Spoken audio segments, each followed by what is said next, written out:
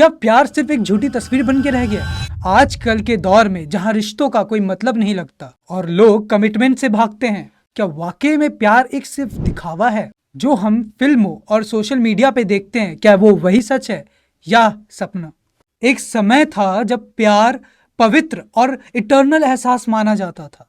दादी नानी की कहानियों में राधा कृष्ण के प्रेम के बारे में बताया जाता था, सिया राम की अमर कहानियां सुनाई जाती थी और शिव पार्वती के मिलन को पूरे ब्रह्मांड का निर्माता माना जाता है। लेकिन आज के दौर में प्यार एक अलग ही रूप ले चुका है। समय बदल गया है, लेकिन क्या प्यार अभी भी वैसे ही पवित्र रह गया है? आजकल हम डेटिंग ऐप पर स्वाइप करते हैं, मैसेजेस एक्सचेंज करते हैं और कुछ ही दिनों में आई लव यू बोल देते हैं। लेकिन क्या ये प्यार है या सिर्फ एक पासिंग अट्रैक्शन? क्या अब हमने प्यार का असली मतलब खो दिया है? एक दिन मैं अपने कंफ्यूजन को दूर करने के लिए पुरानी कहानियां सुनने बैठा और वहां से मेरी एक नई सोच की शुरुआत हुई। सबसे पहली कहानी थी राधा और कृष्ण की। राधा जो अपने मन में श्री कृष्ण के लिए अमर प्रेम रखती थी और कृष्ण जो अपने कर्तव्य और राजधर्म के लिए अपने प्रेम को पूरी तरह से नहीं जी पाए। लोग कहते हैं कि उनका प्रेम कभी पूरा नहीं हो सका, लेकिन क्या सच में पूरी जिंदगी साथ रहना ही प्यार का असली मतलब है?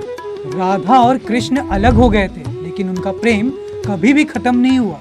उनका रिश्ता सिर्फ मिलन का नहीं था, बल्कि उस गहराई का था जो शब्दों से परे थे। शायद यही है प्यार का एक रूप, जहाँ जरूरी नहीं कि दो लोग साथ हों, लेकिन उनके दिल कभी एक दूसरे के लिए दूर ना हो। फिर मैंने सुनी शिव और पार्वती की कहानी, जिसमें माता सती अपने पति का अपमान ना सह पाई और आत्मदाह कर ली। तब शिव जी ने अपने आप को दुनिया से अलग कर दिया। वो घोर तपस्या में चले गए, अपने दुख को समय के हवाले कर दिया।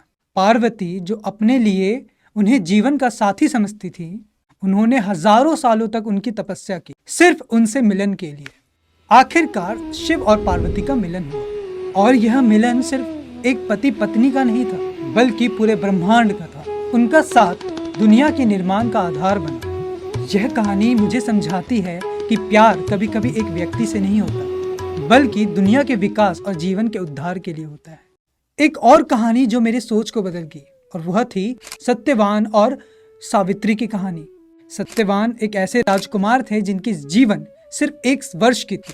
जब सावित्री ने उन्हें अपना जीवन साथी चुन लिया, तब उनके पिता ने उन्हें बहुत मना किया, क्योंकि सत्यवान मरने वाला था। लेकिन सावित्री ने अपने प्रेम को सबसे ऊपर रखा। जब सत्यवान के मृत्यु का दिन आया, तब यमराज उसकी आत्मा लेने आए। सावित्री ने अपने प्रेम और बुद्धि से यमराज को ऐसे चक्रव्यूह में डाल दिया कि उन्होंने सत्यवान की जान को वापस कर दिया। इस कहानी से मुझे यह समझ आया कि सच्चा प्यार सिर्फ साथ रहना नहीं, बल्कि जीवन और मृत्यु के ऊपर भी अपना असर डाल सकता है। पर ये सब कहानी तो पुरानी है। आजकल के जमाने में प्यार कैसा है? क्या आजकल भी लोग ऐसे प्रेम को अनुभव करते हैं? जब मैं अपने आसपास देखता हूँ तो मुझे यह सवाल और भी गहरा लगता है। आजकल के रिश्ते में हम टेक्नोलॉजी के जरिए मिलते हैं। बम्बल, टिंडर जैसे ऐप थ्रू लोग 1-2 डेट्स पर जाते हैं और फिर अगले पल एक नए व्यक्ति के साथ जुड़ जाते हैं। क्या ये प्यार है या सिर्फ एक टेम्पररी अट्रैक्शन है? पहले जब लोग शादी करते थे तो परिवार की मिलजुल कर मदद होती थी। पंडित और पुरोहित घर जोड़ू बनाते थे और सिर्फ इंडिविजुअल डिसीजंस नहीं लिए जाते थे। प्यार और रिश्तों में सिर्फ 2 लोग नहीं, पूरा परिवार शामिल होता था। लेकिन आजकल हम अपने डिसीजंस को हम खुद लेते हैं, कभी कभी बिना सोचे समझे। और जब मैं अट्रैक्शंस के बारे में सोचता हूँ तो मुझे कामदेव और शिव जी की कहानी याद आती है। कामदेव जो फिजिकल डिजायर और अट्रैक्शन के देवता थे, उन्होंने शिव जी को तपस्या से हिला दिया। जब शिव जी को यह एहसास हुआ तो उन्होंने अपनी तीसरी आंख खोली और कामदेव को भस्म कर दिया। ये कहानी मुझे बताती है कि अट्रैक्शन और डिजायर जरूरी है, लेकिन अगर वो कंट्रोल में ना हो तो वो विनाशक भी बन सकती है। अंत में मुझे यह समझ आया कि हर प्यार अलग होता है।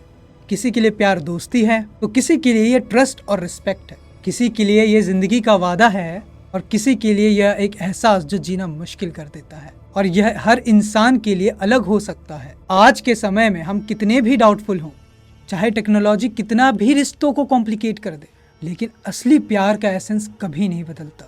प्यार इटर्नल है। शायद इसीलिए हम इतने कंफ्यूज्ड हैं, क्योंकि प्यार को एक सिंपल डेफिनेशन में नहीं बांध सकते। अंत में प्यार वही है जो हमेशा से था, बस हमारी समझ बदल गई है। अगर आपको मेरे इन कहानियों के कंक्लूजन्स समझ आए हों, और अगर आपको मेरे इन कहानियों के कंक्लूजन्स समझ आए हों और सही लगे हों तो कमेंट बॉक्स में कमेंट करें।